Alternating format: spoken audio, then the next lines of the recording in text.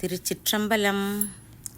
மெய்யன்பர்களே, கடந்த அற்புத திருவந்தாதியின் 14ஆம் திருப்பாட்டில் காரைக்கால் அம்மையார் தாம் இறைவனையே நினைந்து நினைந்து உருகும் மனத்தை உடையவராய், அதனால் இறைவனே பெரும் சேமமாக கருதிய மனதை பெற்றதை பெருமிதமாக சொன்னவர் இன்றைய சிந்தனைக்குரிய அற்புத திருவந்தாதியின் 15ஆம் பாடலிலே வானவர்கள் இறை பக்தியையும் தம் பக்தியையும் ஒப்பிட்டு பார்க்கிற நயத்தை நாம் காணலாம். அந்த பாடலை கேளுங்கள். நினைந்திருந்து வானவர்கள் நீள்மலரால் பாதம் புனைந்தும் அடி பொருந்த மாட்டார், நினைந்திருந்து மின் செய்வான் செஞ்சடையாய் வேதியனே என்கின்றேற்கு என் செய்வான் கொல்லோ இனி. இந்த முதல் அடியிலே வானவர்களை பற்றி சொல்லியிருக்கிறார். இந்த வானவர்கள் யார்? பிறப்பு சக்கரத்தில் உயர்நிலையிலே உள்ளவர்கள், 7 வகை பிறப்பில் உயர்ந்தவர்கள். இந்த வானோர் இவர்களெல்லாம் நம்மை போன்ற சகல வர்க்கத்தினர்தான். அவர்களுக்கும் மும்மலம் உண்டுதான். ஒரு வகுப்பிலே 98 மதிப்பெண் வாங்கக்கூடிய ஒரு மாணவன், அவனை வானவருக்கு ஒப்பிட்டால் நாமெல்லாம் 30% குறைவாக வாங்கக்கூடிய மாணவர்கள். அதனால் வானவர்களை நாம் ரொம்ப இகழ்வாக நினைத்துவிடக்கூடாது. இவர்களெல்லாம் முற்பிறவிலே செய்த பசு புண்ணியங்களாலும் காமிய தவத்தாலும் விண்ணுலக வாழ்வை பெற்றவர்கள். இதை அப்பர் பெருமானே தம் 5ஆம் திருமுறையிலே திருக்கோழம்பம் பதிகத்திலே சொல்லியிருப்பார்.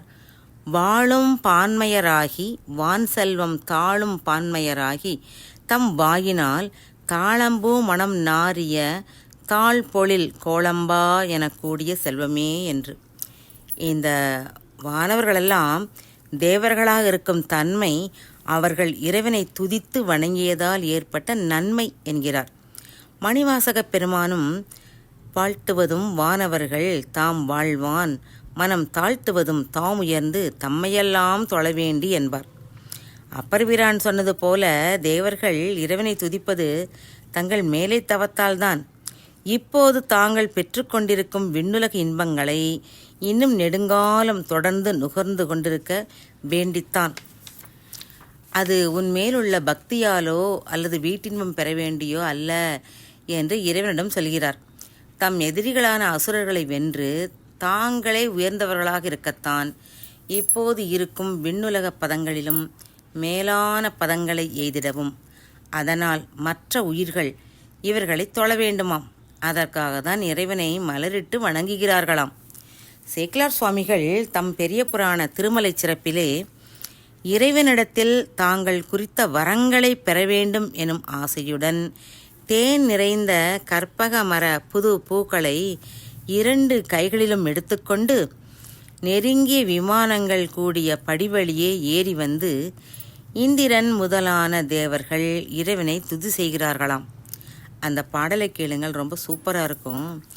அறம்பெயர் ஆடல் முழவுடன் மருங்கில் வரம்பெறும் காதல் மனத்துடன் தெய்வ மதுமலர் 2 கையும் ஏந்தி நிரந்தரம் மிடைந்த விமான சோபான நீடுயிர் வழியினால் ஏறி புரந்தரன் முதலாம் கடவுளர் போற்ற பொலிவது இந்த திருமலை புறம்பே என்பார். இப்படி மலரேந்திய கையினராய் நான்முகன் இந்திரன் திருமால் முதலிய தேவர்களும் மற்றும் எண்ணில்லாத முனிவர்களும் வரம் பெற வேண்டும் என்ற நோக்கத்தோடே அவர்கள் காத்து கொண்டிருக்கிறார்கள்.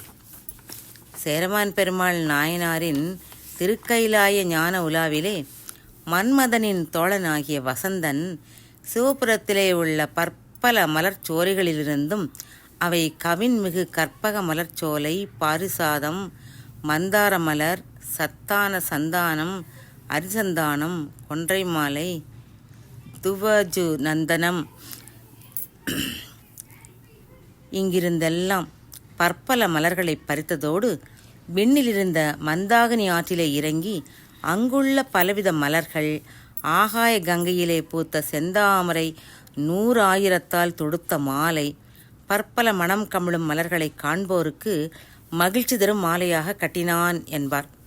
இப்படிப்பட்ட நீள் மலர் மாலைகளை இறைவனது திருவடிக்கு பொருத்துகிறார்களாம்.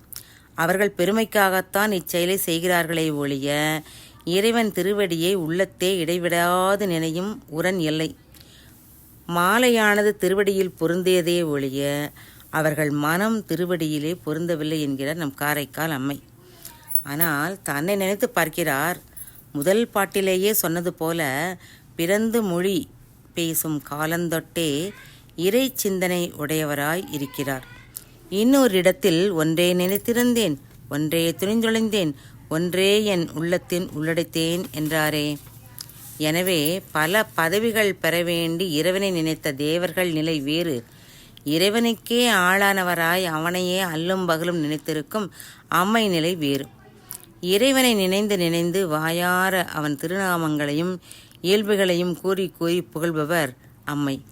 ஆண்டவன் திருவுருவத்தை மனதிலே வைத்து தியானித்து அவன் அங்கங்களின் எழிலை வாயார சொல்லி பாடுகிறவர். அப்பன் திருக்கோலத்தை இப்பாட்டிலே அம்மை காட்டும் அழகை கேளுங்களேன். இறைவன் மின்னலைப் போல ஒளி வீசும் சிவந்த சடையை உடையவனாம். செஞ்சடை என்றால் நம்மை செம்மைப்படுத்தக்கூடிய சடை. அது சடையை ஞானமாக உருவகப்படுத்துவார்கள் அல்லவா. ஞான ஒளி பிரகாசமாக மின்னலை பழித்து ஒளிர அந்த ஞானத்தால் நன்மையும் உய்வடியச் செய்பவனாம் இறைவன். வேதியனே என விழிக்கிறாள்.